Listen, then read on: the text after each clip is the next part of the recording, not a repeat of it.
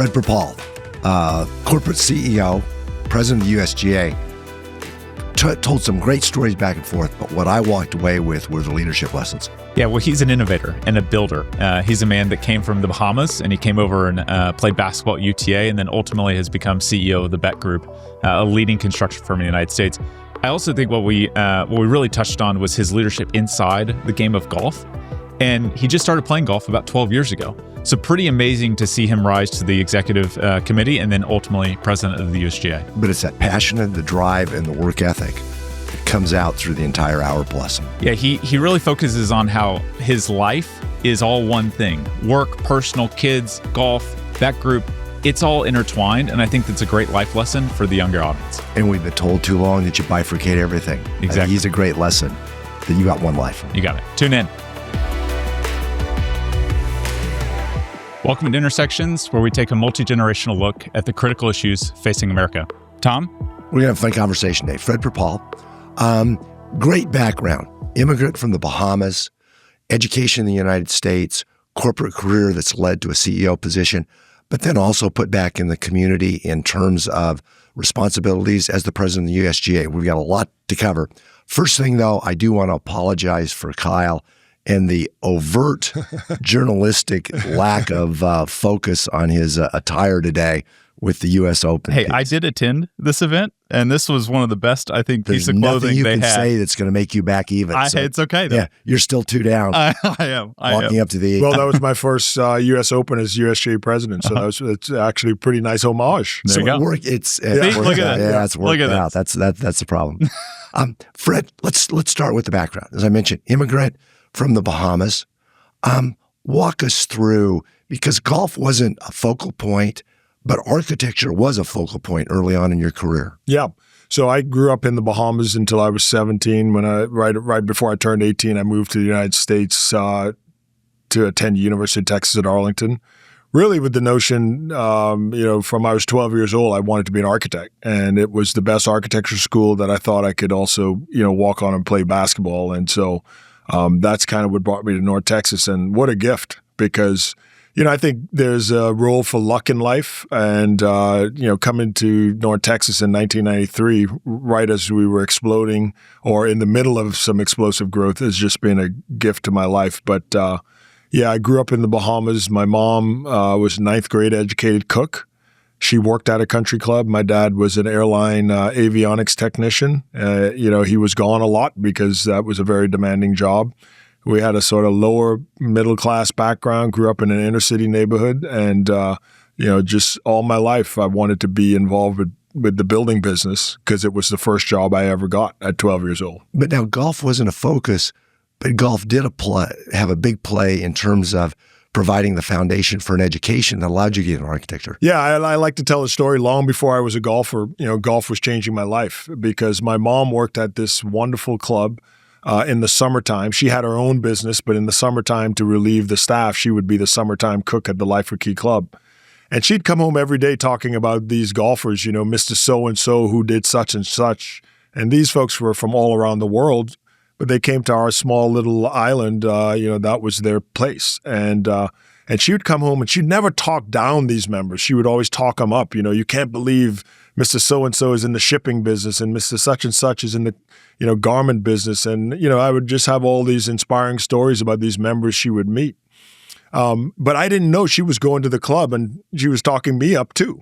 And so one day she came home and said, Mr. Kelty would like you to come down and have breakfast with him on a Saturday. And I was like, wow. And, so I always tell the story, I put on my Sunday best. If you grew up in the inner city, you know what that means. That means that's that one outfit you only wear on Sundays. And I went down, and I'll never forget, when those gates opened and we drove down the tree-lined streets. And was that the first time you got? First time I ever went to a private club, and my mom had been working there for a few summers, and I just couldn't believe an environment so perfect and so idyllic was just 20 minutes from where I lived. The other side of the track, so to speak. And, Mr. Kelty sat me down and he said, your mom's been telling us how good of an athlete and good a student you are. And at Life with Key, we've established a scholarship through our Life with Key Foundation, to help kids like you from the community go to college. And Your mom's been taking care of us, and, we'd like you to be one of those kids. And, what a gift.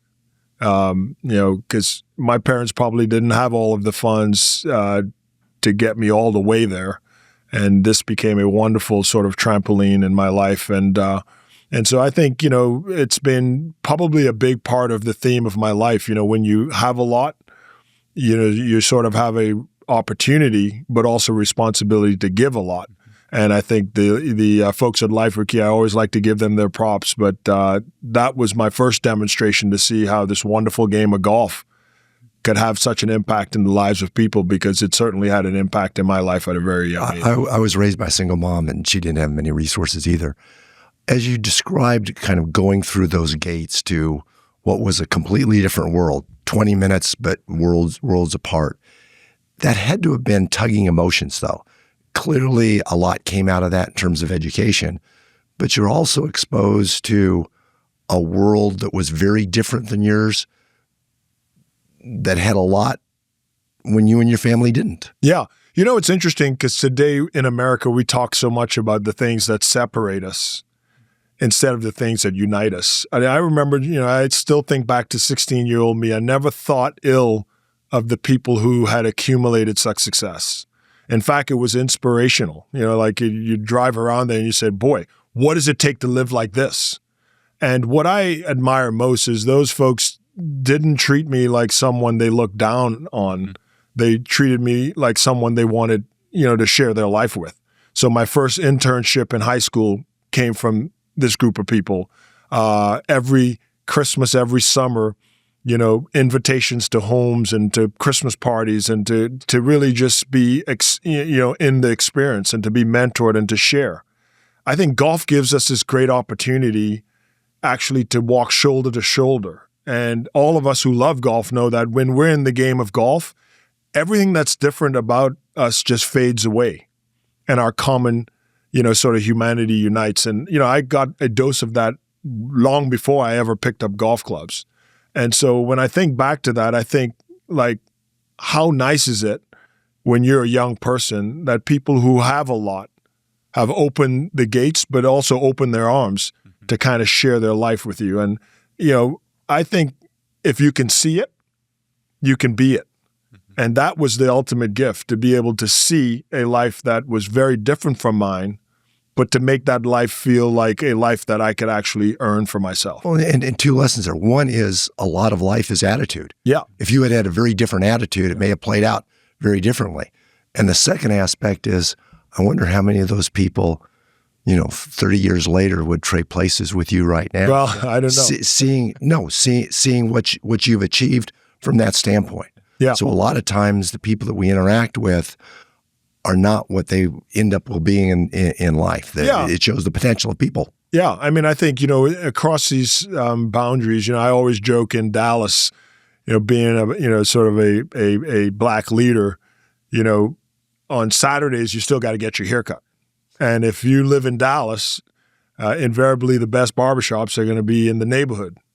And I always joke with my friends at Dallas Country Club, like, there's only one of us that eat breakfast at Dallas Country Club on, Saturday morning, and then drive down to 67 and Keys to get their haircut. And what I've noticed in this life that I think is also reflected in the game, that the people sitting around the 19th hole at Dallas Country Club and the people sitting in the lobby at my barbershop, they want the same things out of life. They want security, safety. They want a better life for their children. They want to have the dignity of good jobs. They want outcomes that match their inputs. That there are good people sitting in both rooms. And I think we need more opportunities where those people can be our people. And that's what I love about golf, because when I'm walking down the fairway, I get to be my full self. And I get to share my full story.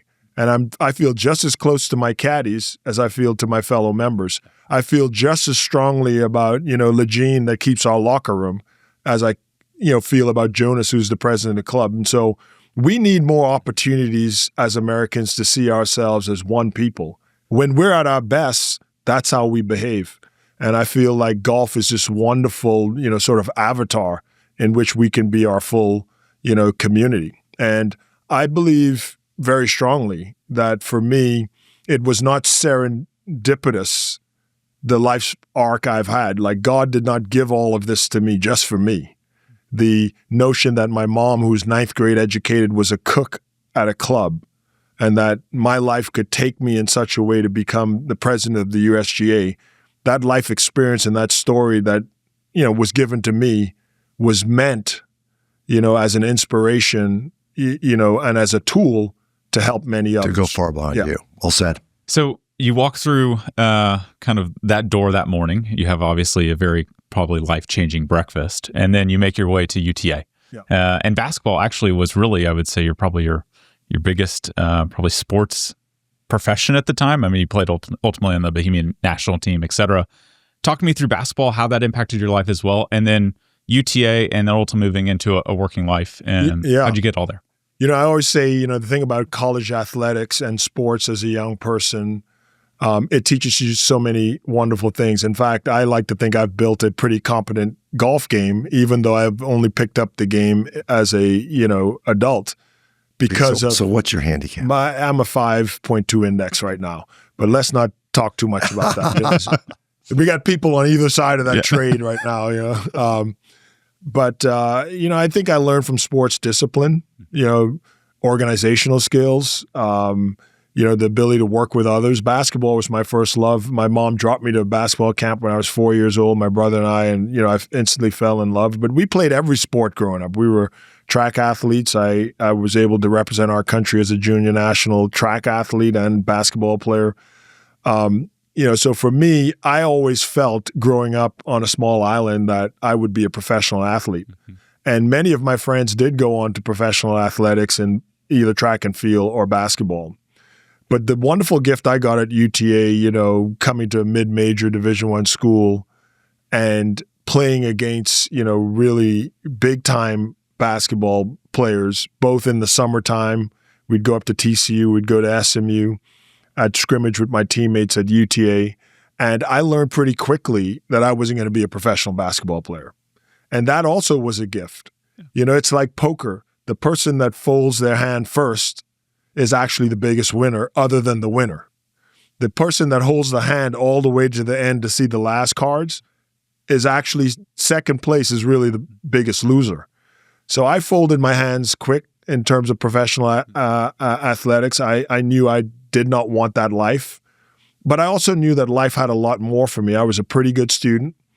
I kind of went through undergrad at UTA with a perfect GPA, and then graduate school and finished top of my class in both undergrad and grad. So I had an instinct that actually there was a different calling for me. But I took a lot of that competitiveness from sports into my career. And when I joined urban architecture in 1998, I was the only, person of color. I was the only Black person that also was a professional.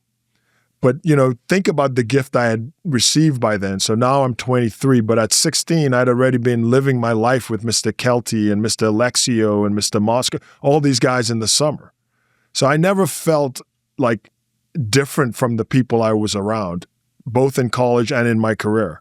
I felt very connected to my bosses who were invariably, middle-aged white men. I didn't feel like I was something different from them, nor did I feel like they had a life I couldn't achieve. I very much saw myself as a part of them. And so I think the gift of both having the life experience, getting to meet, all of these men at the club, being an athlete, to be able to bring the competitiveness to bear, but also something that I think young leaders need, which is a lot of self-esteem. And self-esteem is not ego. It's just seeing the best in yourself and talking yourself up. And I think those were all great tools for me early on in my career. You talked about self-esteem. And so for the younger audience, was your mother influential? Were both your parents influential in giving you the platform to feel confident in yourself and to walk through the door and to have a seat at the table? How did that build in your early years? Yeah, well, see, we were big church people. So I always joke with people, if I never go to church again, like I'm 50, if I never go to church again, if the average American lives to be 76 and they go to church 3 times a week throughout the majority of their life, if I never go to church again, I've still been to more church than most Americans will ever go to church. So, church was sort of this wonderful place for us, Boy Scouts, choir, all altar boys, all of these things we did around, church, was my parents' proxy for giving us, sort of public awareness around leadership, around responsibility, around interaction. So I think the self-esteem, knowing that you had parents, both my mother and father, who looked at us like we could achieve anything. And even though we didn't have a lot financially, we had a lot of love in our home, and we had parents who had a, tremendous amount of confidence in us, but also expectation. So it was very hard for me to see myself less than anyone else. And I think at times in our communities, particularly our underserved communities, what we need is, we need more positive encouragement. We need more positive self-image, and we need positive examples. Mm-hmm. And I had all that around me, even though we grew up in what you would call an underserved community. And so by the time as I got to urban architecture, one, I walked in there as the number one graduate from UTA, both in undergrad and graduate school. Two, I had a first boss who became a mentor, who actually recruited me out of the college and became sort of a shepherd for me. And then three, I had a tremendous work ethic. And what I would say to young people is like, you can't control everything in your life. Where you were born, the color of your skin, the shirt on your back, a lot of those things, you got to win the parenting lottery on. But you can't control your attitude, and you can't control your work ethic. And I just was determined early in my career that no one was going to outwork me. And, I still have a lot of that in me today, but definitely as a 23-year-old, like if you came in on Saturday, I came in longer on Saturday. If they gave you an assignment, you did it in 3 hours, I'd do it in 2. If you would work on Sunday, I'd work on Sunday. If you were reading one book, I'd read 2. I just knew how to compete. Yep. And there's a part of, what we need to tell our young people that we don't talk enough about is like, you can have it all, but you can't have it all at once. And that there is no shortcut, to true sustainable accomplishment. And that everything you want that is really important to you is going to be very hard to get. You can't have it without sacrifice. It's gonna be hard. Yeah. You talked about the examples. You've clearly turned into be a great example for so many people.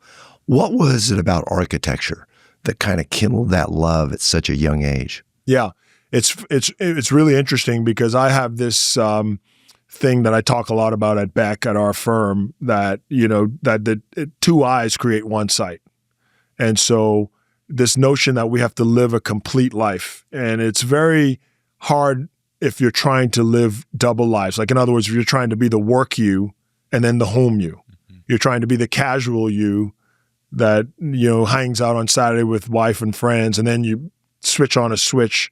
They call this code switching in the Black community. Then I feel like I got to be a professional me. I think having the confidence to be my full self has been a real important tool throughout my whole life. First serendipitously and now intentionally, but I always loved doodling. I always loved scribbling. I was a big daydreamer. Like I got in trouble. I went to a Catholic elementary school and Episcopal high school. My parents sacrificed almost all of their extra money to put us in really good schools. And I was a daydreamer, and I would doodle all the time. And then one day my guidance counselor said, you really need to look at a career in arts or in architecture. Then that summer I went to work for my uncle, who was a block layer and a bricklayer. He was a mason. And I was 13 years old, turning 14, and all I did all summer is mix cement and lay blocks. Got fascinated with buildings. Then one day the architect drove on the site. I'll never forget this. He drove in on a burgundy Jaguar, and he jumped out. He had on a coat and tie, and he was smoking a cigar. And he sort of walked around the site for 30 minutes, and he was saying to my uncle's boss, who was probably the foreman, all the things that needed to be done. Then he got back in that car. I'll never forget this. He backed up and he whisked off. And I was sitting there mixing cement at 13. And I looked over and I go, that seems like the job for me. And so when my guidance counselor mentioned architecture, I thought back to that moment. And it's been a wonderful gift for me at 13, 14. From then on, I just kept telling myself, I am going to be an architect. And the skills of daydreaming, the creativity of doodling, the experience around communication, like all those things came to bear because you need all those tools as an architect. And those were not things that someone had to teach me. Those were just things that I had that they needed to cultivate for me. You've taken the architecture and you've used that as a platform to become CEO of a large diversified firm doing things all over the world. That's not a common background. You don't see a lot of architects that have rose into a CEO of a diversified firm, maybe to an architecture firm, but not to a diversified firm. Why? What was different about you, and what led you to pursue that to kind of expand beyond architecture? Yeah, see, I have a passion for people. And I think I always say, if you show me what you care about, I'll show you how big you are. And some people only care about their neighborhood. Some people only care about their family. Some people only care about themselves, or in a business, some people only care about the part of the business that they do. I've always had this tremendous passion for people. So when we joined the Beck Group as architects, we were merged into that firm in 1998. I had this fascination with the whole business. So I wanted to know, like, what were the foreman's job? What was the project manager's job? What were the finance people doing? Like, I was just curious about everything. In fact, one of the reasons that I really wanted to be an architect is most architects where I'm from had their own small business. So I always wanted to be in the business. And once we got into this larger firm, I was just fascinated with everything. Then I had a wonderful mentor, first Rick, who was an architect, who kind of saw my passion around people. He said, people really like being with you. That's a leadership trait. So he would just sprinkle me around the projects into different roles and take me into meetings to have different conversations. So at 23, 24, now I'm talking about budgets, talking about finance. I was just curious about all these things. Then a big break happened to me. They needed one young architect to go and lead a sort of group to plant our first office in another location, in my case, Atlanta. So I went there, and as you know, at 27, 28, I was the only person. So now I have to do it all, almost like a startup in a big business. A lot of entrepreneurial skills.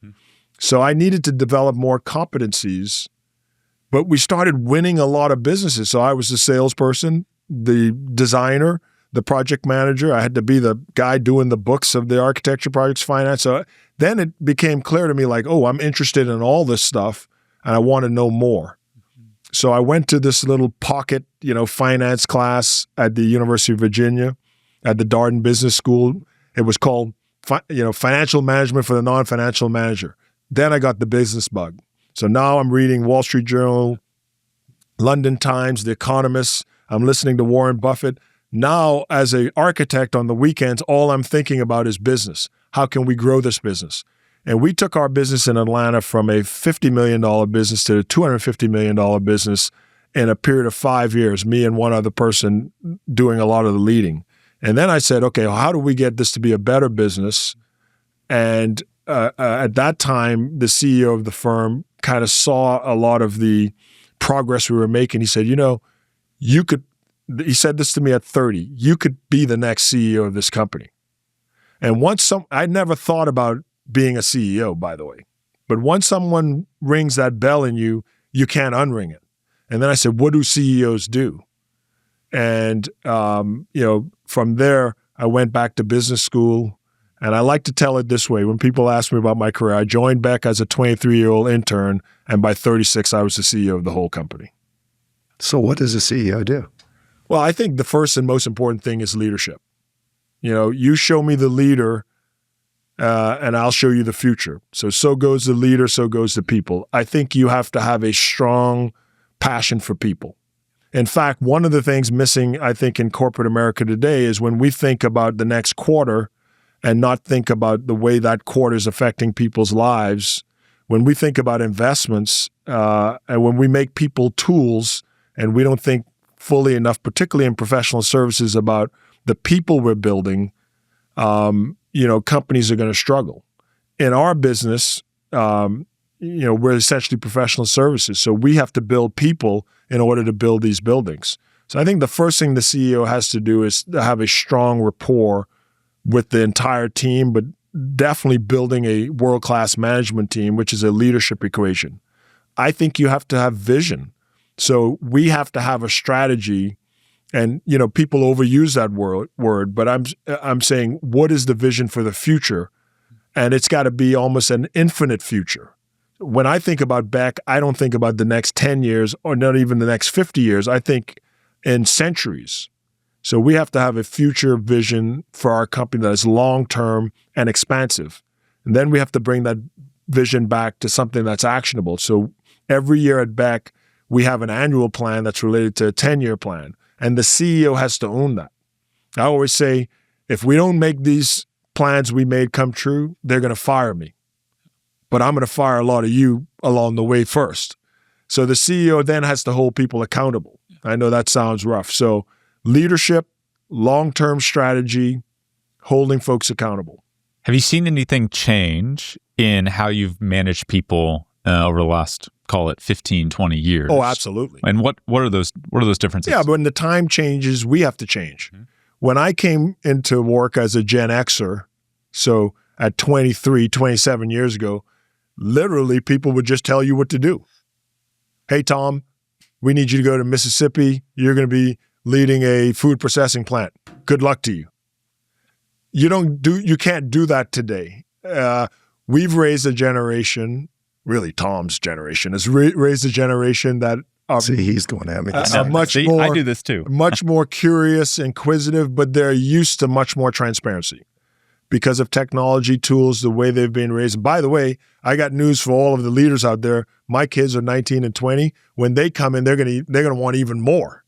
But this generation we're dealing with today is perhaps, I'm saying the 25 to 40-year-olds who are really our emerging leaders are the most equipped generation we've ever dealt with in America. They have more skills, more tools, more information at their fingertips, and that is the way they have lived their entire life. So today, I think we have to lead with a lot more transparency. We have to lead with a lot more communication, and we have to slow down at the beginning as we develop and also task folks to make sure we have a lot of clarity on long-term purpose as well as short-term activity. And I think that's very different from when I was a 25-year-old. And 25-year-old, they said, hey, you got to go to Atlanta. Yeah. And here's the package. We'll see you in Atlanta. Today, you have to say to people, here's why going to Atlanta really matters to the firm. Here's why it matters to you. Here's what it might lead to. Here are the steps that we think you can take. You have to slow down and be a lot more transparent. And I think that's a good thing. But I'm not one of the people that complain about the young leaders. I see the brilliance in this next generation. They have some tools and skills that we don't have. And I think they're making us better leaders. I have a lot of 30-year-old mentees in the firm, and I learn a lot from them, probably more than I can teach them. One thing that's interesting, and I think it's important for you to touch on too, Beck is an unusual firm. There's a lot of construction firms. Mm-hmm. There's a lot of architectural firms.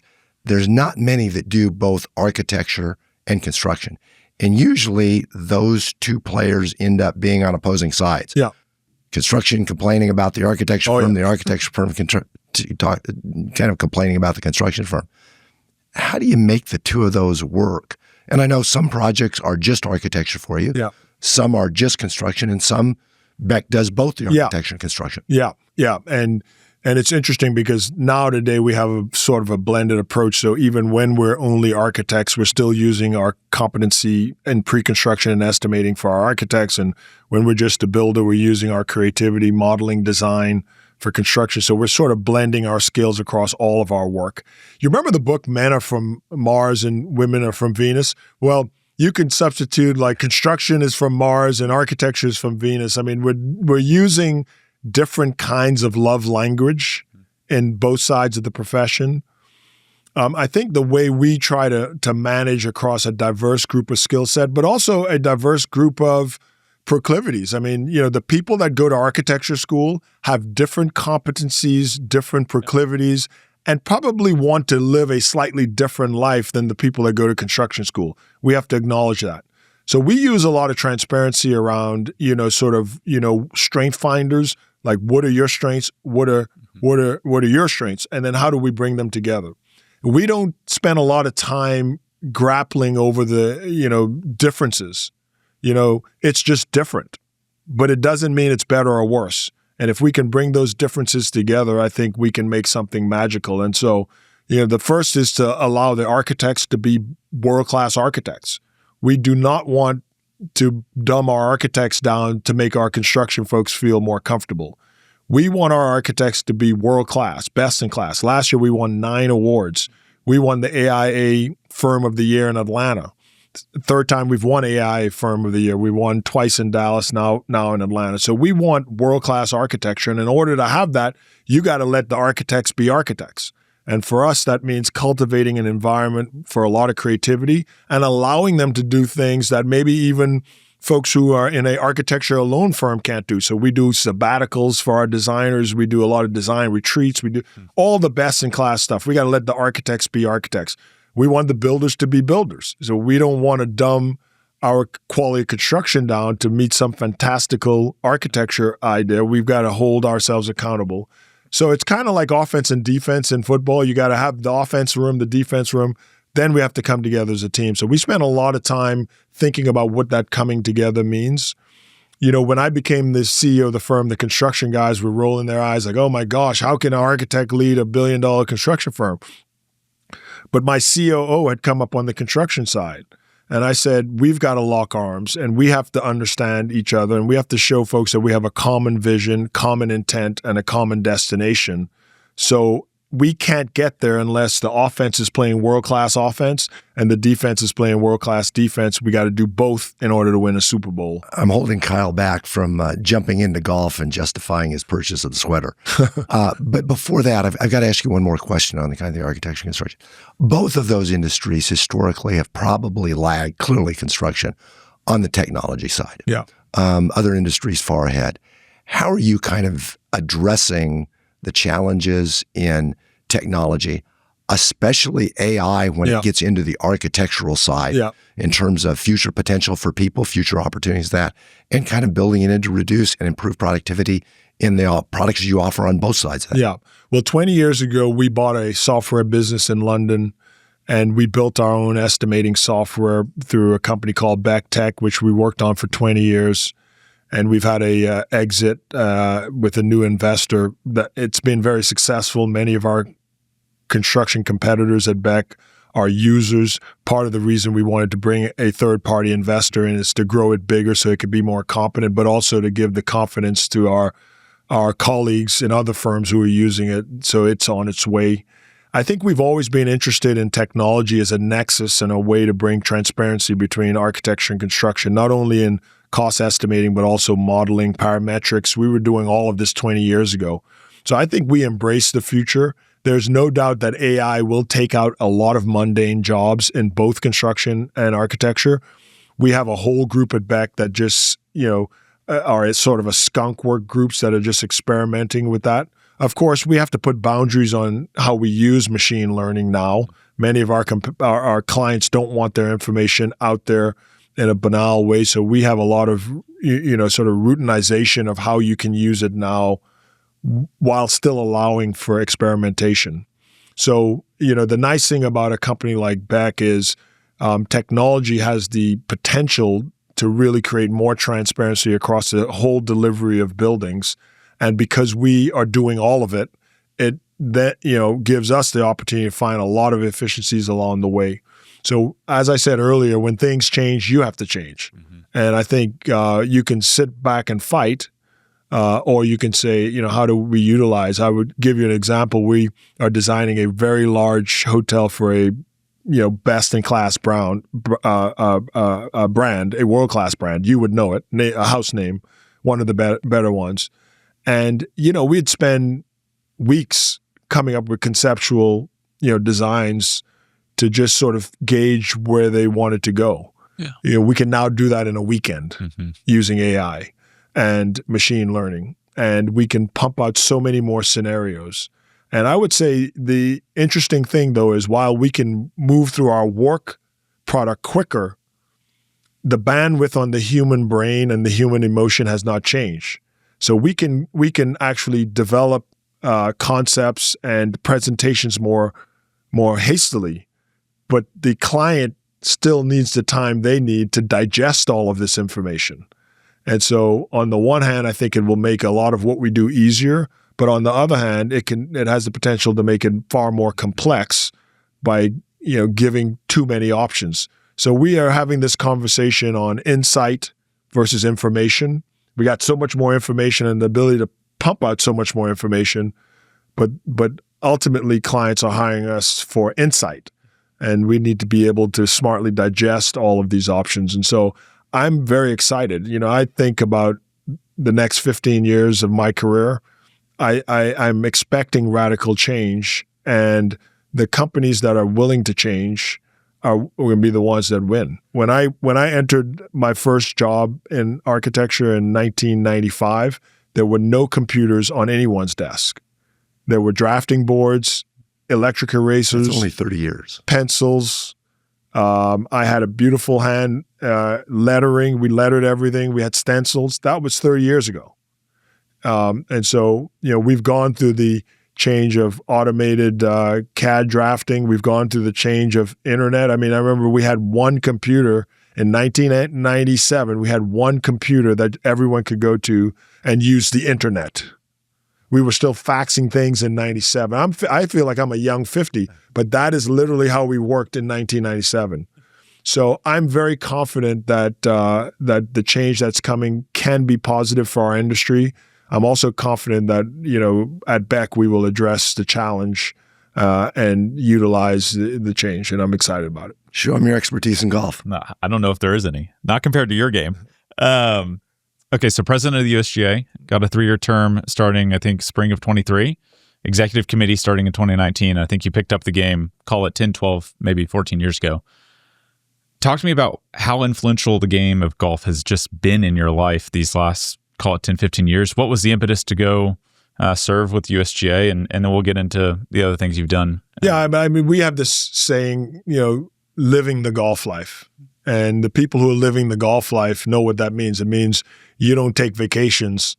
You don't take a week off unless there's a golf course somewhere to play. You think about golf, other than your family and your work. You probably think about golf as much, and sometimes it might be competing with those other things. Golf has become an integral part of my life. And I think it takes that level of intensity and commitment to the game, to actually lead the game. The USGA leads more than half of the world's golfers, and it's a big responsibility. Golf was, for me, something in my career that I just messed around with at, corporate scrambles until I became CEO. And when I came back to Dallas in 2013, I was very isolated because all of my peers in the business were no longer peers.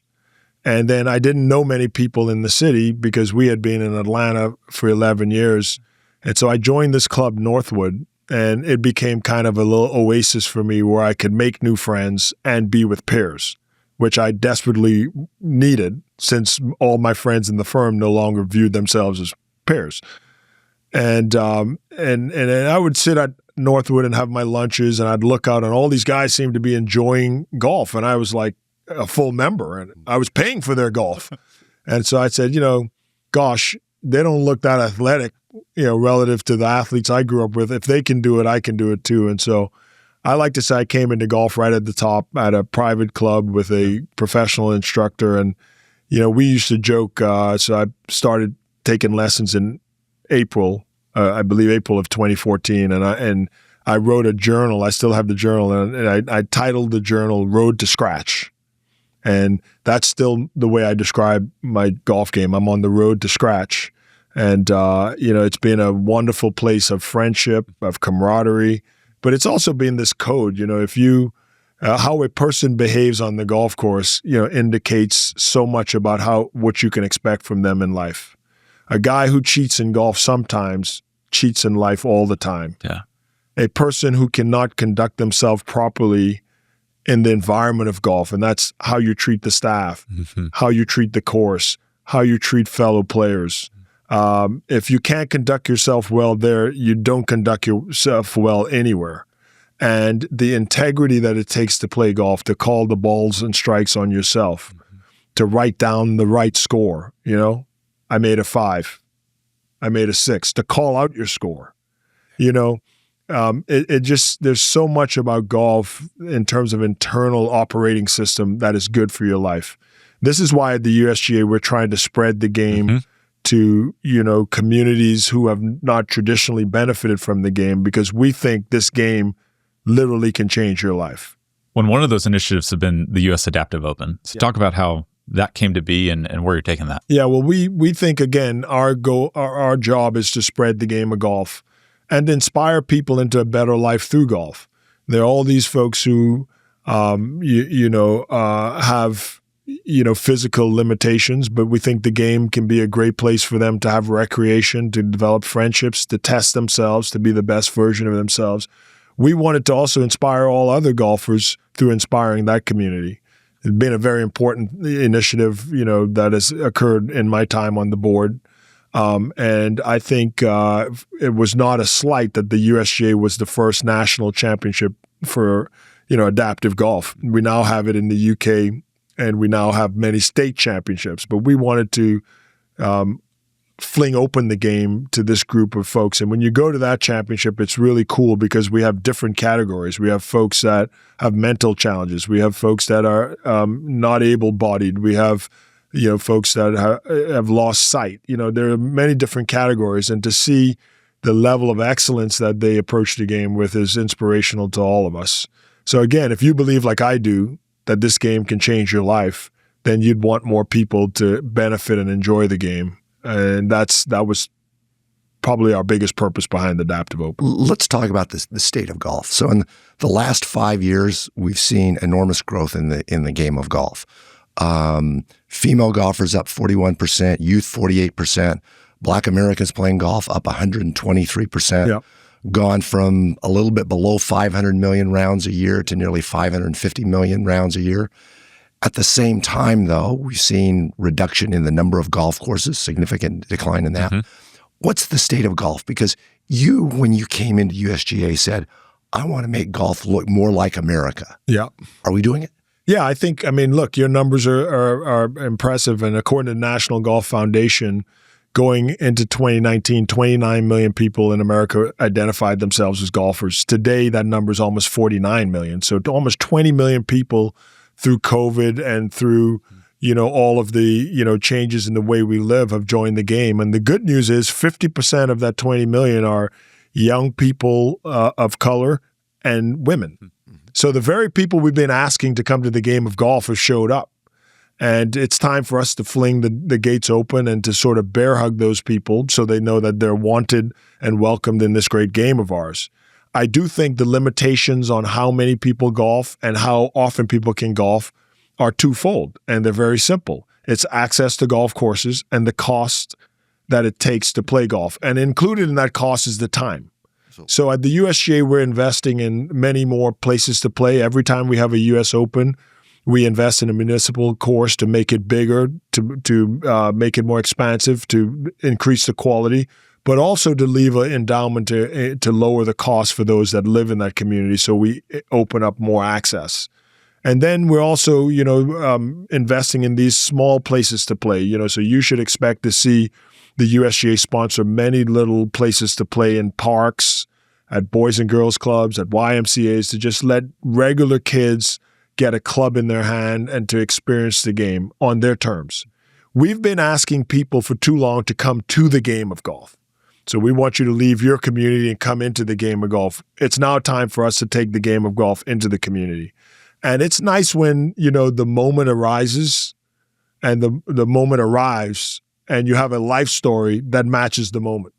And so I hope, just in any little small way, my experience in golf as a fairly new golfer, not many USGA presidents have been golfers for less than 12 years.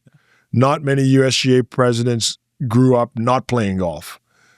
I've been the first USGA president who is a black person. I've been the first USGA president from the state of Texas. There's a lot of things about my experience not living my whole life in golf that helps me see more clearly the brilliance of golf. It's interesting because if you've grown up in this game, there might be things you take for granted. It is very special to all my colleagues my successor, Kevin Hammer, is one of my best friends. But his father was a golf professional, and Kevin during there plays like a professional. And so I have learned so much from him about the traditions of the game that it would be hard for me to know unless I had the deep experience he did.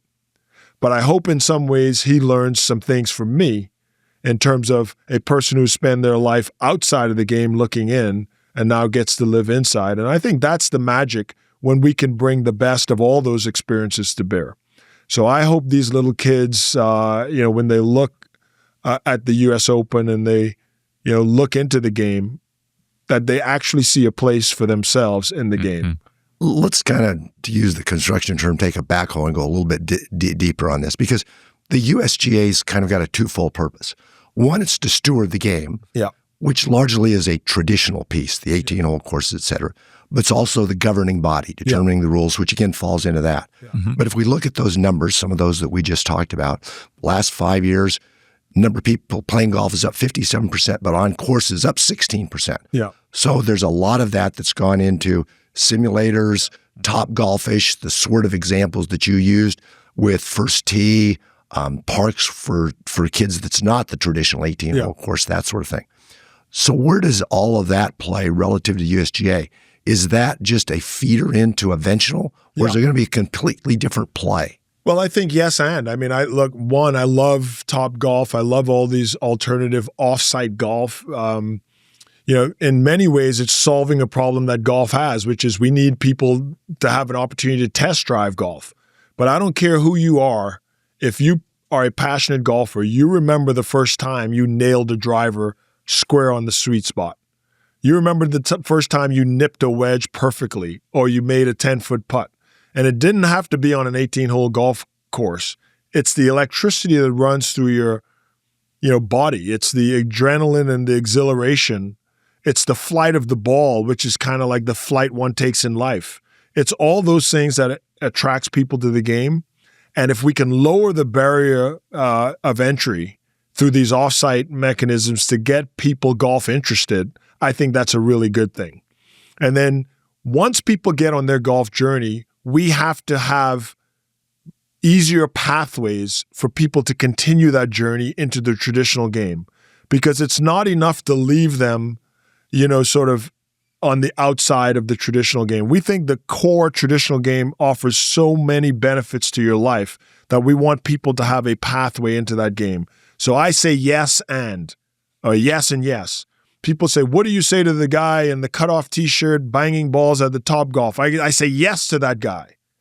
And I want to gently put my arms around his shoulders and walk him to the edge and say, there's a benefit for learning how to dress really nice like a golfer. There's a benefit for learning to take your cap off inside and looking someone in the eyes and shaking their hands. There's a benefit on learning how to add up all your scores. There's a benefit in learning the rules. There's a benefit on the integrity that it takes and the decorum that it takes. Those things that are good for the traditional game of golf are going to be great for your life. And particularly for people who have not had the benefit of this experience, it has the opportunity to actually give them a bigger springboard in life than folks who have grown up in that opportunity. And that's the gift that we think we can deliver back to all Americans, but particularly underserved Americans through the game of golf. Mm-hmm. Talk to me about the innovation side of golf. So the golf ball is a very hot topic at this point. Has the technology gone too far? Are the players hitting it too far and call it outreaching some of these courses, even the courses that are stretching 7,200, 7,300, 7,400 yards? And is that potential rollback, positive for the game? Yeah, I think it's when we talk about this issue, I think it's important to not talk about it like someone has done something wrong. Like everyone's done their job. The equipment manufacturers have innovated. Mm-hmm. They have benefited from better manufacturing processes, better materials, better technology, and they have created better equipment. So they've done their job. The athletes have done their job. I mean, 25 years ago, there was maybe a handful of athletes that looked like NFL players. Today, many of them look like professional athletes. So they have tuned their bodies tune their shape. They have physio, nutrition, cardio. They've got it all. They've built better bodies and better golf swings. So they've done their job. The agronomist has done their job. We have much better turf graph that requires less water, that can be mown tighter and greened up quicker. And therefore, the material and the presentation of golf courses is at an all-time high. So everyone has done their job, but it's now time for the governing body to do its job. And it's time for someone to speak for the golf course, to say that building bigger golf courses to contain further ball flight, to actually obsolete the best places in golf because we lack the courage to put a restrictor plate on equipment is not good for the game of golf. Yeah. Bigger golf courses mean more time. It means more cost. We literally are excluding people from the game because they can't afford the cost and the time that it takes to play golf. Well, the average golfer hits it 200 yards change versus the pro. To accommodate 0.0001% of golfers. We're literally going to blow up golf courses, move bunkers, change tees, spend billions of dollars renovating golf courses to accommodate maybe 2,500 men that play professional golf and maybe another 10,000 elite championship golfers. Mm-hmm. It is not responsible. It's not morally right. And so 20 years ago, we should have identified that the single solid core hard shell ball would change the distances that golf balls could travel. We should have identified that metal drivers, fine-tuned year after year, would threaten the sustainability of these wonderful cathedrals of golf that we've become accustomed to. And I think it's a moral responsibility, if you care about this game the way we all do, to say that at some point we have to put limits on what we're willing to do. But then is that saying then, and again, the USGA came out with this, but the tour came out against it, manufacturers came out against it. Are we saying they're not interested in the real the real strength of the game long term? Well, look, again, everyone's doing their job, okay? The USGA and the RNA, along with Augusta National, we conduct 3 of the majors. We have no financial interest in equipment manufacturing, golf course construction, or ball sales. We have no financial interest in any of this. We have no conflicts of interest. No one pays us to do this. In fact, we volunteer our time and spend countless amounts of our own resources in order to help represent the interest of all golfers. And it would be a shame if we allowed the interest of a very small group of people to override the interest of 100 million people. And what I'm saying to you is we think about golf 50 years from now, 100 years from now. And on average, tour players are hitting the golf ball 1 yard further every year. So just extrapolate it out. Mm-hmm. You watch the Rocket Mortgage Classic this week, the winner hit some drives 370 yards. Yeah. Now, he may be a world-class athlete, but he is not significantly more athletic than the athletes a generation before him. What has changed is the construction of the golf ball and the manufacturing of the golf clubs. And it would be a shame if we keep building and consuming more land and making golf courses bigger and bigger and more expensive and more time-consuming to accommodate such a small group of golfers at the expense of the interest of 100 million and potentially more golfers. And Fred, you and I have talked about this, but maybe important, and I'll try to get it right, and I know you'll correct me. But what you're trying to do is address the speed of the ball, which has at the very top end. At the top end. Which has no impact. And that's where I was going.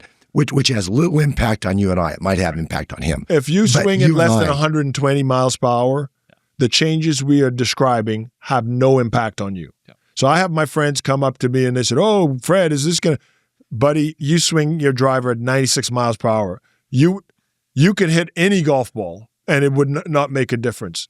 What we're saying is, based on the physics of the golf ball, there is something called the trampoline effect, which says that when you hit golf balls with extreme speeds, you get an exponential swing impact that you don't get at regular swings.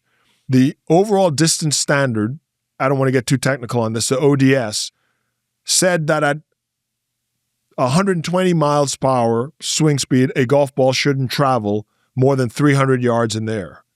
Today, the top 15% of golfers on tour swing it much faster than that. So we have to go to that top end speed and limit the effect of the trampoline spring effect on the golf ball at the extreme speeds, so we make a more reasonable ball flight, so that we don't have to spend billions of dollars in the game of golf every year tearing up golf courses. I think it's long overdue, and I admire the USGA for doing it. But why push it so far out? You did a marvelous job, Fred, of articulating the issue and the challenge in front of us. But yet there's still a good time before we'll actually see those changes come about. Yeah. And during that period of time, there's going to be a lot of those courses that are going to be changed. Well, the time is not as far out as you think. We'll implement in 2028, the new golf ball will be implemented in the U.S. Open and the Open Championship, most likely in the Masters as well. I don't want to speak for them. All three of us have already committed to go to that new golf ball. And then in 2030, all golfers will be required to go to that golf ball. Since the very beginning of the USGA, and even before that, the RNA, we have been designated the responsibility to govern the game of golf and to set rules. Now, everyone will have their own decision to make as to whether they want to play by the rules of golf. But we have gone through our protocols. We have been collaborative and integrated everyone's ideas. We have made massive amounts of compromises along the way. Our original proposal was for an elite ball only for professionals. I would add that only in golf do professional golfers play the same equipment that you and I do. Our first standard was to say, let's not touch the regular golfer's equipment. In fact, I've seen most of my buddies play. They need even more help with their equipment. But that was our first idea.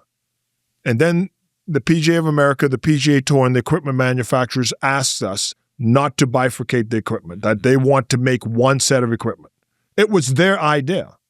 They say, if you do that, we would go along with you. And we did. And now that we've come up with this solution, which was heavily driven by their input, they're still balking. So what they really want us to do nothing. And doing nothing is no longer an option. Because we should not tear down Yankee Stadium and blow up Fenway Park and demolish Wimbledon because we lack the courage to regulate the flight of the tennis ball and the baseball. Every other sport deals with this issue. When athletes in basketball shot the three more consistently from a closer distance, they moved the three-point line back. When football players started, pummeling each other, they changed the helmet. They changed the shoulder pads. They outlawed, moved the goalposts. Yeah. They moved the goalposts. They outlawed how hard you can hit and when you can hit. Yep. They moved the punting back. We have to make rules that actually keep the sport in a great shape.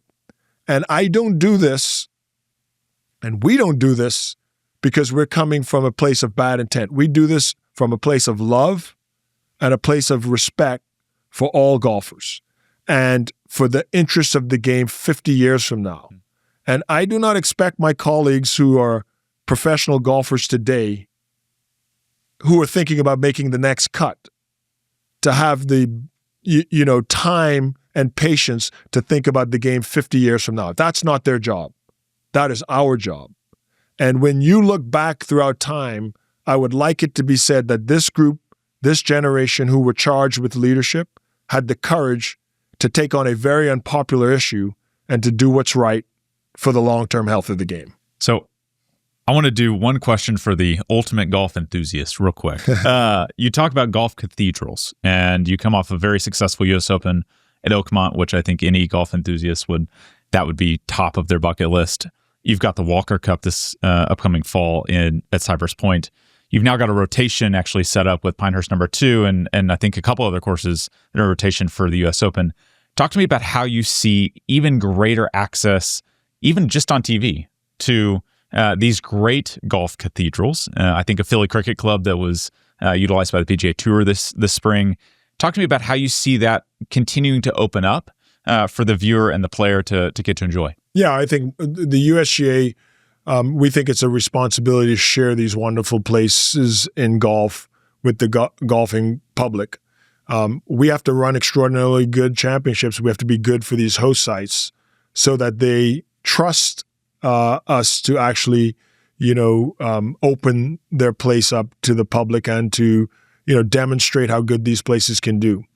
When we start to tackle this issue coming off of 1 or 2 U.S. Opens that were not as strong, we came up with a couple frameworks that we think, very much we would use in our, careers as builders and as business leaders, that we wanted a, sort of framework for how we should go forward.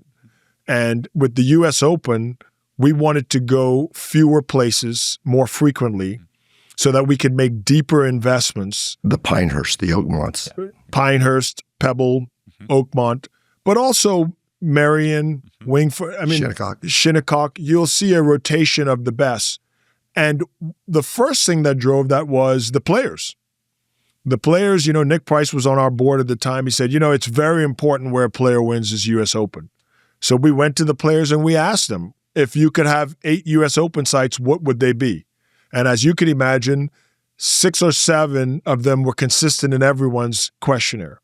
So we're going to go to those places more frequently, but we'll also be longer-term partners so that we can make deeper investments. And if the U.S. Open is a one-off, if you think we're only coming this one time and we won't be back and you don't know when we'll be back, then your willingness to make deep investments and to monetize those investments over one U.S. Open are very limited. But if you know we'll be coming back 4 or 5 times and we have predictability in revenue and we have predictability in revenue, we have a common agreement, then we can go much deeper. And as we all know in business as leaders, 20% of our customers might be responsible for like 80% of our success. And so the ability to actually focus and filter and go deeper in fewer places is an opportunity to increase the quality for the player, but also for the fans and also the host site, and to make a much more consistent championship. So Oakmont, we built a new driving range. We built a new road. We acquired property for parking. We literally improved the fan and player experience at this U.S. Open because we know we'll have 4 more U.S. Opens. And that parking lot did not have to be monetized over one of them. That driving range we can think of long-term. But here's the thing. When we get more clarity, we get more confidence. But so does the state. So do our corporate partners. And they're willing to go deeper with us too, because that clarity creates so much more confidence. And for this is a major change in strategy for the USGA. And clearly being president, you had a role in it. But I think you were actually chairman of the committee. Championship committee, the championship committee that put this in place. So to kind of, at a time when there's experimentation with Erin Hills, with Chambers Bay, et cetera, those sorts of things, which I think are the ones you're talking about, were not viewed as successful as the Oakmonts, the Pinehurst, the Shinnecocks, et cetera. That was a strategy to go back that you really put in play during your time as chairman of that championship committee. Yeah, I think, look, we shouldn't experiment with the U.S. Open. And I'm very proud of Chambers Bay and our championships there and Erin Hills. We just had a wonderful U.S. Women's Open. So this is no slight to them. But I think for us, it just means having more repetition and having more, sort of confidence and having more recurring events is a better strategy. Like, we should probably have a multitude of championships at a golf course before we have a U.S. Open there. We should probably have many opportunities to sort of, test drive how the course would be set up and how the fans would work before we bring our biggest, event there. So I just think it's, a lot of what we learn in our business, we're just applying to golf. And there's a whole group of folks working on this strategy, at the championship committee level. Our chief championships officer, John Bodenhammer, was very instrumental in this. But what we're also doing is we have staff and team members and teammates who will also be recurring. So they're getting so much more expertise and confidence. And know the courses. It's a complete succession planning move. It's a complete leadership move. It's just so much more quality. So that's the U.S. Open. And then at the Walker Cup and Curtis Cup and every championship, we have a framework. For instance, at the Walker Cup, we think America has some wonderful cathedrals of golf that are not appropriate to host U.S. Opens. And we want to take the Walker Cup and the Curtis Cup to those cathedrals so that we open just can't those handle up. the crowds, they just can't handle the crowd. So, but we want to open and share those little jewels with the rest of the golfing public. And so Seminole and National and Chicago Golf and Cypress Point great courses. And all of these wonderful places that many golfers in the country, based on what those places are, might never get the opportunity to play them. But we can open the gates and share through the broadcast and through the fan experience these wonderful golfing places with the public. And we think we have an opportunity, but we also think we have a responsibility. And the USGA is well positioned to do this. So I'm very excited about Oakmont, probably the stiffest test in golf. And then Cypress Point, maybe the most beautiful place in golf as a 2025 championship book. And of course, we're going to Olympic and we're going to Bandon Dunes and we're going to Erin Hills. We're going to many great places in American golf. And that's the exciting part of, what the USGA does. I think you've done a great job. I think that there's an opportunity to take that shift in strategy and articulate it more. I think the golfing community would appreciate it. And clearly you articulate it so well. I hope you'll be involved years in advance. You're not responsible for the professional game. But nevertheless, with all of the great numbers that we've talked about, the boom in golf and that, there is one that's turned south significantly, and that's the viewership of golf on television. Save this year's Masters, we're seeing double-digit declines in viewership, largely because of the PGA split with Live Golf. Not to look at and kind of do a compare and contrast with those two, but looking at it from the overall strength and benefit and view of golf in general. How do you look at that split, and where do you hope it plays out? Yeah. Well, I obviously, as a USGA president, I have to be careful, and how deep I go into others' business. But I would talk in the context of a golf fan. Mm-hmm. I think golf fans like to see the best players play against each other. Mm-hmm. And sadly, because of the split, the only place they get to see that now is at the majors. Maybe at the Ryder Cup, one or two Live players may qualify. I think it's a better thing when everyone is together, and I hope they'll get it figured out. But I also would note that the history of golf, though, has been multiple tours. And if you looked at golf when it was very strong in the 70s and 80s, there was a European tour. Of course, the world was a much bigger place then. But you had wonderful players from all around the world coming to our majors who played on different tours. So golf has been through this before, and I think and I hope they'll find a pathway back together. But it's not my, purview to tell them how. I can't see, exactly how it plays out, but I have a feeling just because of the golfing public and its priority and premium on watching the best players play together, that eventually they'll find their way back together. So what we have tried to do at the USGA is express our values, which we feel like it doesn't matter where you play, where you came from, the color of your skin, the shirt on your back. If you can get the ball in the hole, you can play in USGA championships. And that's always been the history of the USGA, to identify the best players. And we have, from the very beginning, expressed our values, which is the ultimate thing about being Americans who golf is the meritocracy involved with golf. And we had African Americans playing in our championships from the very beginning. We had women playing in our championships almost from the very beginning. At the U.S. Amateur, we had a women's amateur. First women's amateur, I believe, in the history of golf. So from the very beginning, we've been about all Americans. And I feel very proud that's something we are doing more full-throatedly these days. Fred, it's been terrific being with you. I think if you look at the successes in your career and think back over the last couple of minutes in your conversation, it's very easy to see that. You see the leadership, you see the passion, you see the commitment, and also comes out that work ethic that you talked about, working harder than anybody else. And I can identify with that.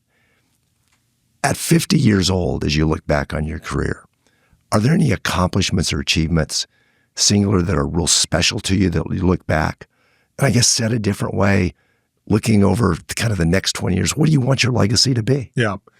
So it's funny because I had my university reached out this year and they wanted to give me a Lifetime Achievement Award. And I said to our marketing department, I would not accept that award because I'm in the middle of my race. And I don't think you start thinking about your trophies in the middle of your race. I want to keep running hard. Many friends ask me, how could you run back and also, lead the USGA? That's a common question I get. The people who expect the most need to be willing to do the most. I don't spend many time on my couch, watching movies. I watch far less sports. I'm working. And this is all my work. The work that I do at the USGA in golf is no different from my work at Beck. They're the same thing. We're trying to build a better world for more people. And we can do that through our company, and we can do that through golf.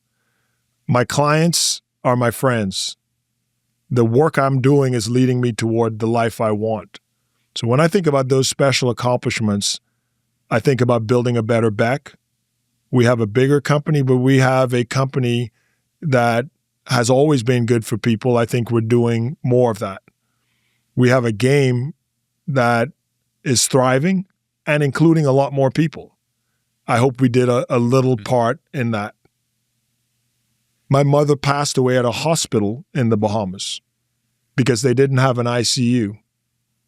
Our company was able to go to the Bahamas and build a new hospital. Very proud of that. So all of these things are a part of the work.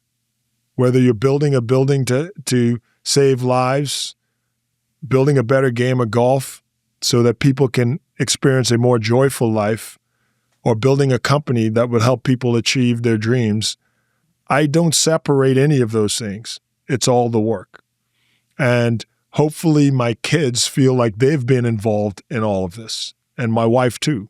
So we integrate all that together, and we spend no energy separating the work we do in golf versus the work we do in our community, Citizens Council. Very proud of the things we did in COVID there. The work we do at Beck, it's all one work. And I'm never stressed. But if you want more, you have to be willing to do more.